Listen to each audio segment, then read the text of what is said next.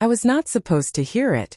But as I lay in the hospital bed, pale and still, tubes in my arms, I heard every word. "They will not keep her much longer," my niece whispered, her voice sharp against the quiet hum of machines. "We should start dividing things now. The furniture alone is worth something." From the foot of the bed, my sister-in-law replied, "I will take the dining set. She hardly ever used it. And the wardrobe in the bedroom, I always liked that one." They thought I was unconscious, drifting away. I could not move, could not open my eyes, but my hearing was clear as glass. They were discussing my belongings like vultures at a feast. At my funeral, they discussed who would get the furniture. But I was alive and heard everything. They spoke as if I had already died, as if my body was only a shell and my name a signature on deeds and bank slips. I lay listening, my chest heavy with the weight of their words, and in that stillness my mind wandered backward through the years, 2 decades of giving, of quiet sacrifices I never counted until now. I remembered the first wedding I paid for, my nephew Adrian's in 2003. His mother, my younger sister Ruth, had called in tears. The venue wanted $6,500 and they were short. I was 58 then, still working long shifts at the library, still with a small cushion in my savings account. I wrote the check without hesitation. "You will pay me back when you can," I said, though deep down I knew repayment would never come. They never even asked what I might need. 2 years later it was Clara's turn, Ruth's daughter. The bill was larger. $9,200 for the reception hall, flowers, and the honeymoon deposit. I remember standing in line at the bank, my hand shaking as I withdrew from the account my late husband had left me. That money was supposed to last me through retirement. Instead, it evaporated piece by piece, swallowed by their endless ceremonies. The pattern never stopped. Every wedding, every christening, every emergency was met with my checkbook. When my great-nephew was born in 2011, I covered the hospital bills. $4,700 after insurance. When Ruth's husband lost his job in 2015, I quietly paid 3 months of their mortgage. $1,800 each month. They sent me thank you cards signed with hurried hands, but no one ever asked how I was managing. The truth was I managed by cutting corners on myself. I stopped buying new clothes, wearing the same wool coat winter after winter until the lining shredded. I skipped vacations, even the small bus trips other widows took to the shore. I sold my jewelry, my wedding band, my mother's brooch, to cover bills when their requests overlapped with my own expenses. I told myself it was worth it, that family was everything, that one day they would be there for me. I recall one night in 2018, sitting at my kitchen table surrounded by receipts. My electric bill lay unopened beside me. $132.47 that I could not pay until the next month. Across from it sat the invoice for Adrian's child's piano lessons, $600, which I had already promised to cover. I remember whispering, "It is only money," and writing the check. The lights flickered the next evening when the company threatened disconnection, but I sent another apology and bought more time. Piece by piece, year after year, I had stripped my own life down to bare bones for them. The carpet in my living room had stains I could no longer afford to clean. My refrigerator hummed half-empty most weeks, the shelves holding little more than bread, eggs, and margarine.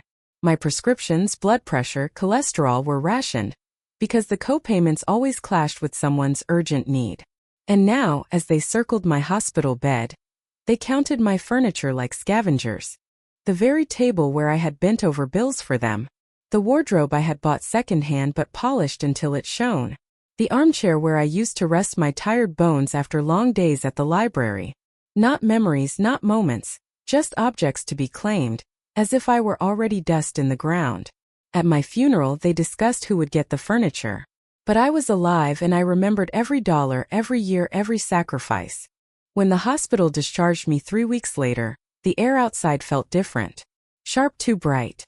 I carried myself slowly, careful with each step, as if the earth itself might betray me like the people waiting at home. The first days were quiet.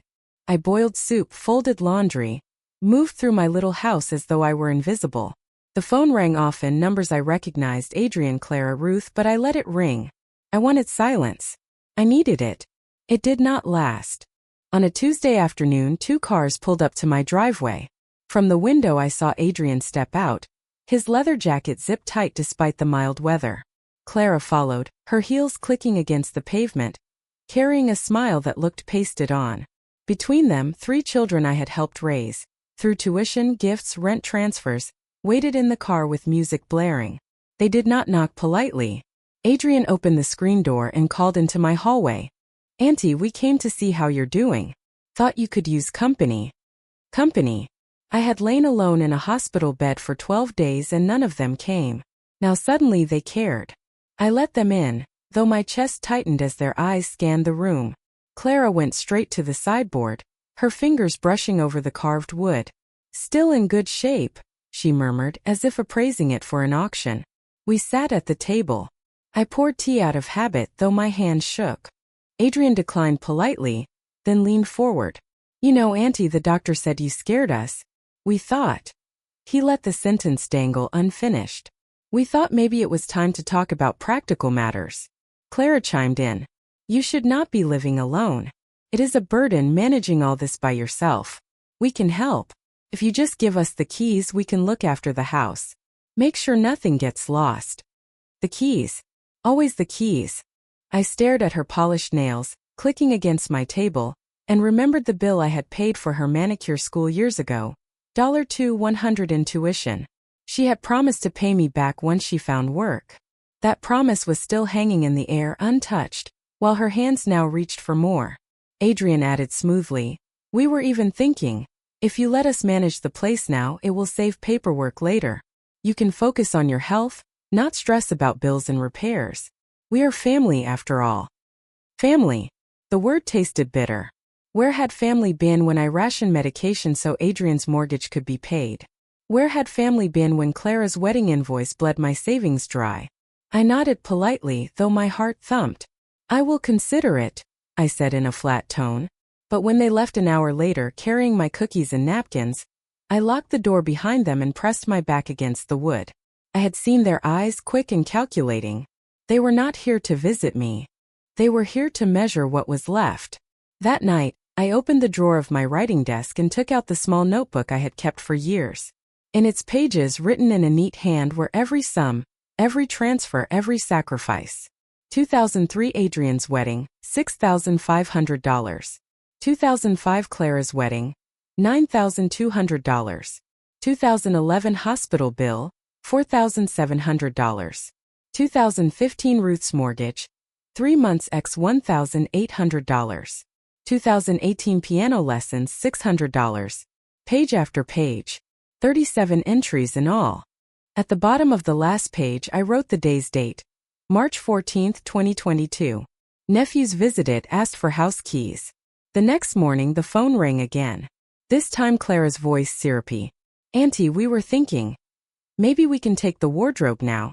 It will be safer with us, you know, before something happens." Something happens. I hung up without answering. By the end of that week, 3 more calls, each with the same theme. Suggestions that I should let go of certain things for my own good. Adrian offered to manage my bank account. Ruth hinted that the children needed a larger place and maybe I would prefer moving into assisted living. Every word dripped with false kindness, but I heard what lay beneath. "You are already gone. Give us what is ours." At my funeral they discussed who would get the furniture. But I was alive, and this time I was listening with both ears open. The pressure grew like a storm cloud. Every visit carried another suggestion, another reach of the hand. They wanted keys, documents, signatures. I answered less and less. My voice grew colder, my sentences shorter. One evening Clara arrived alone. She brought tulips, too bright, their petals already wilting. She placed them on my kitchen counter and said, "Auntie, you must stop worrying. If you just give us access, we will handle everything. You deserve peace." I asked her, "Peace for whom?" She blinked, smiled too wide, and changed the subject. But I had already made my decision. That night, I sat at my desk with the notebook open in front of me. I turned the pages, line after line of money leaving my hands, and I whispered aloud the words I had never dared to say. "My money is off the table." The next morning, I called Mr. Lang, the lawyer who had handled my husband's estate long ago. His secretary sounded surprised when I gave my name, but within 2 days I was sitting in his office, a thick file on the desk between us. I want to change my will, I said. His eyebrows rose. To whom will your property go? I looked out the window at the slow traffic and the gray sky. To no relative. To a children's charity. Every chair, every plate, every dollar. They will not touch it. He nodded, professional but curious. That is a serious change. Are you certain? Certain as the years I spent paying for their lives, I replied. I gave them 20 years. I gave them $33,400. I gave them every piece of myself I could spare. Now I will give what remains to children who will not call me a burden. He began drafting papers. Each word on the page felt like a stone laid in a new foundation. My foundation. When I left his office, the air outside felt different again. Brighter this time. Not because my family had changed, but because I had. The calls kept coming. Adrian again, sounding urgent. Auntie, we really must settle the matter of the house. It is not safe for you to be alone. I answered simply, the matter is settled. Silence. Then his voice sharpened. What do you mean? I mean my affairs are mine, I said. And I ended the call. That night I slept without fear for the first time in months. At my funeral they discussed who would get the furniture. But I was alive and I had already placed every chair, every table beyond their reach. The backlash did not take long. 2 days after my meeting with Mr. Lang, the whispers began. First from Ruth, my sister-in-law, who called with a voice sharp enough to cut glass. Adrian says you have been acting strangely. Are you eating? Are you remembering to take your pills? He is worried about you. I am fine, I replied. More than fine. Well, he says you shouted at Clara. You hung up on her. That is not like you. It is exactly like me, I said. You just never heard it before. She clicked her tongue in irritation. You should not isolate yourself. At your age, confusion can set in. You do not want people to think. I do not care what people think, I said flatly, and I ended the call. By the weekend, the story had spread. Neighbors avoided my eyes in the market. Mrs. Doyle from next door mentioned in a cautious tone that she had heard I was having trouble with memory. At church, whispers followed me down the pews. The words were always the same. She is not well. She is losing her mind. Adrian arrived that Sunday, uninvited, with a folder under his arm. Clara trailed behind him, her face arranged in false concern. Auntie, he began, settling into my armchair as though it already belonged to him. We are worried. You have been making rash decisions. Canceling support, changing habits, snapping at people. We think it may be time for professional evaluation. I folded my hands on the table. Professional evaluation of what? Your capacity, he said too quickly. Just to be sure you are still able to make decisions about finances. It is standard procedure. Nothing to worry about. I watched his face as he spoke, smooth and practiced like a man selling insurance. But I knew better. He was laying the groundwork, preparing to declare me incompetent. Clara leaned forward. It is for your protection, Auntie. You do not want someone to take advantage of you. I almost laughed. The irony was too thick to swallow. My money is off the table, I said calmly. And so is my patience. If you believe I am incapable, you may call my doctor. Until then, you will not speak of it again. Their smiles cracked, the mask slipping. Adrian muttered something about early signs. Clara dabbed at her eyes with a tissue that produced no tears, and within minutes they were gone. That evening the phone rang again, this time from Mr. Fisher, a lawyer they had hired. His voice was polite, almost soothing. Mrs. Martin, I am calling on behalf of your family. They are concerned about your recent behavior. They believe you may need assistance managing your estate. It would be wise to consider granting a temporary power of attorney. I cut him off. Mr. Fisher, my estate is already managed. My documents are signed, sealed, and witnessed. Any further attempts to interfere will be treated as harassment. He cleared his throat, his tone cooling. I see. Well, I will note that response. But please remember, if your relatives believe you are acting irrationally, they may pursue legal measures. Let them, I said. They will find nothing but facts standing in their way. After I hung up, I sat at my desk and wrote again in the notebook. April 3, 2020. Adrian and Clara visited. questioned my capacity. Lawyer called. Declared to all. My money is off the table. Each entry steadied me. Each page became a shield. Still the rumors grew. By mid-April, neighbors spoke openly. Poor woman. She has lost touch. She is alone too much. I walked through the market with my head high, though I could feel the sting of their judgment. Let them talk. Truth needed no audience. The next week, I scheduled an appointment with Dr. Patel, my longtime physician. When I explained what was happening, her eyes hardened. They are trying to declare you unfit, she asked. They are trying, I said. Then we will give them proof, she replied. I will run every test, every evaluation. We will put the results in writing. You are not confused, Mrs. Martin. You are angry. And justifiably so. Her words settled in me like a stone at the bottom of a lake. Solid, immovable. At my funeral they discussed who would get the furniture. But I was alive and I was building a fortress of paper and fact around myself. Let them come. Dr. Patel kept her promise. She scheduled 2 full sessions with me. Cognitive assessments, memory recall, even small problem-solving tests. I answered every question with clarity. She asked me to recite dates, balances, family history. I gave her the exact sums I had written in my notebook. Every number burned into my mind like scripture. When the tests were finished, she sat across from me, hands folded. You are as sharp as ever, she said. There is no medical basis for what your relatives are claiming. I will put this in writing. Within a week, an envelope arrived at my door. Inside, on her letterhead, were the words I had been waiting for. Patient demonstrates full cognitive capacity. No evidence of confusion, dementia, or impaired judgment. Capable of independent financial decision-making. I placed the document in my notebook, slipped it into a plastic sleeve and exhaled. Evidence. Hard proof. The kind they could not twist into gossip. But of course they tried. Adrian arrived again the following Sunday, this time without Clara. His tone was softer, rehearsed. Auntie, I heard you saw Dr. Patel. We are glad you are looking after yourself. But sometimes doctors miss things, you know? Maybe a second opinion. I cut him short. I placed the document flat on the table between us. Read it. He leaned over, eyes scanning the page.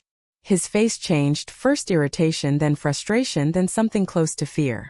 He slid it back across the table. Doctors can be wrong, he muttered. Numbers cannot, I replied. Dates cannot. Facts cannot. I am sound of mind, and I will not hear this nonsense again. His jaw tightened. He stood without finishing his tea. If you want to turn against your own blood, do not expect us to stand by when strangers take everything. Better strangers than thieves, I said calmly. He left without a goodbye. 2 days later, the whispers shifted. They no longer said I was confused. Now they said I was cruel. She has turned against her family, a woman muttered in the bakery. Ungrateful, after they visited her in the hospital. I said nothing. Words were cheap, but the letter in my notebook was not. On April 28th, Mr. Fisher called again. His tone was colder than before. Mrs. Martin, your family remains concerned. They have documented erratic behavior. I have documented proof of my soundness, I replied. From my physician. If you push further, you will face consequences. Silence. Then a clipped, very well. We will be in touch. I knew then that the game was changing. They could no longer discredit my mind. Their only option left was to expose their hunger in public. That suited me. I had been preparing for exactly that. The family meeting was called under the pretense of discussing my future. Ruth insisted I attend. Everyone is worried, she said over the phone, her voice sticky with false concern. I agreed, but not for her reasons. On May 10th, I arrived at her house precisely at 6 o'clock. The dining room was already full, Adrian and Clara, their children whispering at the far end. Ruth and her husband seated like royalty at the head. 2 cousins I had not seen in years, summoned no doubt to witness my supposed decline. Even Mr. Fisher, the lawyer, sat waiting with his briefcase at his side. As I entered, the chatter quieted. I could feel every eye on me, weighing, expecting. They thought I would come timid, defensive, ready to beg for forgiveness. Instead, I set my notebook in a sealed envelope on the table before me. Ruth began. We are here because your behavior has raised concerns. You have isolated yourself, refused help, and spoken harshly to family who only wish to care for you. Adrian added, we do not want things to get messy later. If you simply give us the keys and sign over power of attorney, we can avoid all that trouble. It is what any sensible person would do. I let their words settle in the air. Then I opened the notebook, turning it so all could see. Page after page of entries, dates, sums, receipts taped in carefully. This, I said evenly, is 20 years of my life. Every check I wrote, every bill I paid, every sacrifice I made so you could live as you pleased. $33,400, documented to the cent. Murmurs rippled around the table. Adrian flushed red. Clara tried to laugh. Auntie, you are exaggerating. I placed Dr. Patel's letter beside the notebook. And this is proof of my mind. Clear, steady, and capable. Whatever rumors you have spread end here. The room went still. Mr. Fisher shifted in his chair, his lawyer's mask slipping. Finally, I picked up the sealed envelope and laid it in the center of the table. And this is my new will. Signed, witnessed, and filed with Mr. Lang, my attorney. Every dollar, every possession, every stick of furniture is designated to the Children's Refuge Foundation. Not 1 cent will pass to any of you. For a moment, silence. Then chaos. Ruth slammed her hand on the table. How dare you? After all we have done. All you have taken, I corrected. Adrian stood, his voice raised. You cannot cut family out like this. It is unnatural. It is necessary, I replied. My tone was flat, final. Love is not money. Family is not ownership. My life is mine, and so is what I leave behind. Clara began to cry, her mascara streaking. We depended on you. And that was the mistake, I said. Mr. Fisher cleared his throat, trying to regain control. Mrs. Martin, emotions are running high, but surely we can negotiate. There will be no negotiation, I interrupted. The will is filed. The evidence is recorded. If you contest it, you will lose in court and waste what little dignity remains. The murmurs grew louder. Some cousins looked down at their laps, ashamed. Others whispered furiously. But no one could refute the documents in front of them. The truth lay there in black ink, undeniable. I gathered my notebook and the doctor's letter, leaving the envelope on the table for them to stare at like a tombstone. Then I rose from my chair. At the doorway I turned back once. At my funeral you may discuss furniture, money, or whatever scraps you like. But you will not touch them. They belong elsewhere now. That chapter is closed. And with that I left them in their silence, their plans collapsing around them like a house of cards. The morning after the meeting, I woke before sunrise. The house was silent, washed in pale light. For the first time in years, I did not feel a weight pressing on my chest. The notebook lay on my nightstand, the doctor's letter tucked neatly inside. My fortress of truth was complete. I brewed coffee and carried it out to the garden. The air smelled of lilacs, damp from the night's rain. I sat on the wooden bench, the one piece of furniture no one had ever asked me for, and listened to the birds break the silence of dawn. My phone lay inside, unanswered. I knew there would be calls, perhaps more threats, perhaps apologies dripping with desperation. None of it mattered. The will was signed, filed, sealed. My money was off the table. I thought of the children I had never met, the ones who would eat, study, and sleep safely in beds because of what I had done. They would never know my name. That was fine. What mattered was that my years of sacrifice, though misused by family, would not be wasted in the end. I sipped my coffee slowly, watching sunlight spill across the grass. My garden did not ask me for rent or gifts or deeds. It asked only water, patience, and time. And in return it gave beauty. At my funeral they had discussed who would get the furniture. But I was alive and I had given it all away to those who would never ask, only receive with gratitude. And for the first time in decades I felt peace. If you are still here with me, it means this story has found a place in your heart. And for that I thank you deeply.